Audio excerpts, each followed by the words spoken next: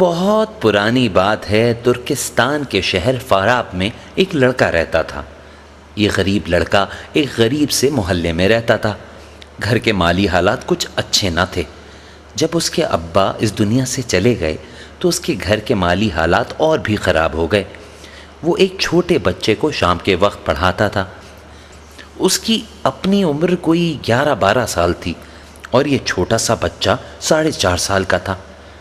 اسے اس طرح سے کچھ پیسے مل جاتے تھے، ان پیسوں سے گھر کا ضروری خرچ نکل آتا تھا اور معمولی کپڑے بن جاتے تھے۔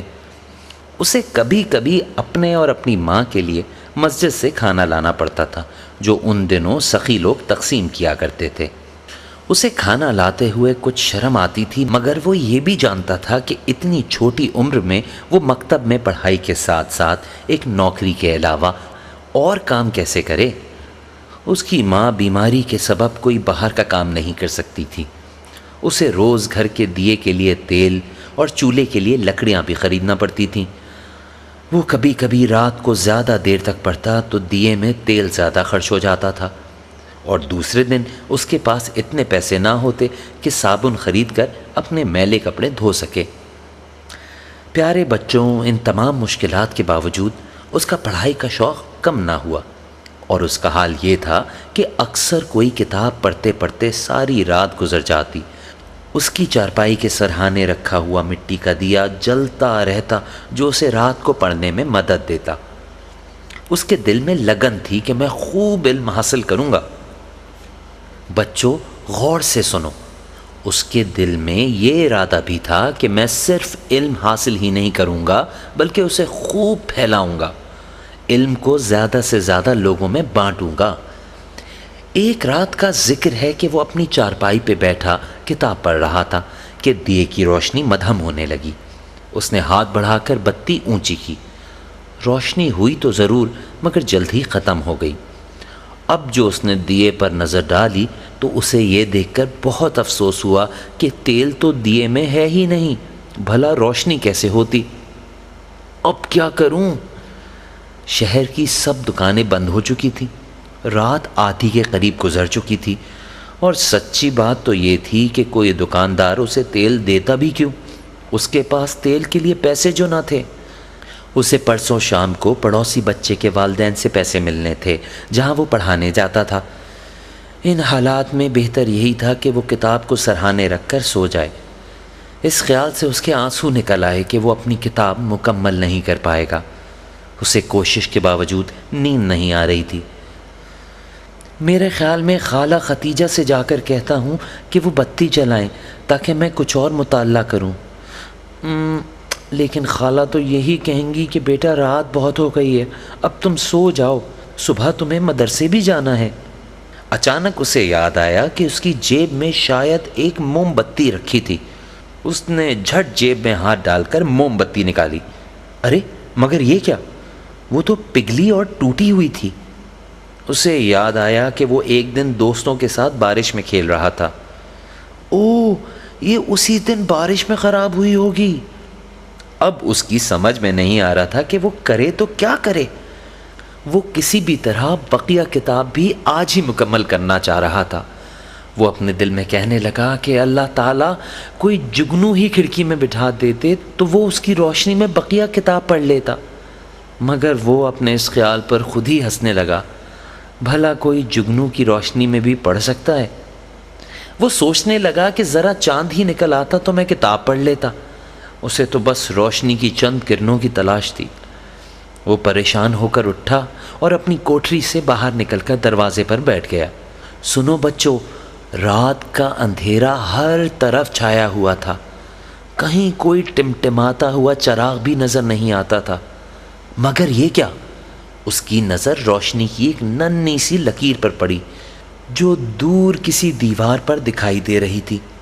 اسے دیکھتے ہی اس کے دل میں یہ خواہش پیدا ہوئی کہ کاش یہ روشنی اس کے گھر میں ہوتی۔ روشنی دیکھ کر وہ کھڑا ہو گیا۔ اس کے ہاتھ میں کتاب تھی۔ وہ ادھر قدم اٹھانے لگا جدھر سے روشنی آ رہی تھی۔ کچھ دور جا کر اس نے دیکھا کہ وہ روشنی ایک لالٹین سے نکل رہی ہے، اور یہ لالٹین محلے کے چوکیدار کے ہاتھ میں تھی۔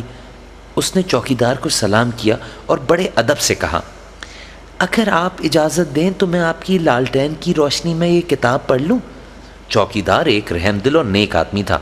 وہ اس بچے کے شوق پر بڑا حیران اور خوش ہوا۔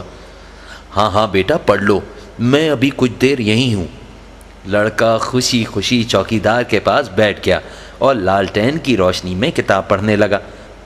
اب مشکل یہ تھی کہ چوکیدار ایک ہی جگہ زیادہ دیر ٹھہر نہیں سکتا تھا، اس لیے تھوڑی دیر بعد کہنے لگا، بیٹا اب تم گھر جا کر سو جاؤ، مجھے آگے جانا ہے۔ آپ ضرور آگے جائیے، جہاں جی چاہے جائیے، میں آپ کے پیچھے پیچھے چلوں گا۔ چوکیدار لالٹین اٹھا کر آگے آگے چلنے لگا اور لڑکا پیچھے پیچھے۔ اس طرح پڑھنے میں اسے بہت مشکل تو ہو رہی تھی، مگر اس نے ہمت نہ ہاری۔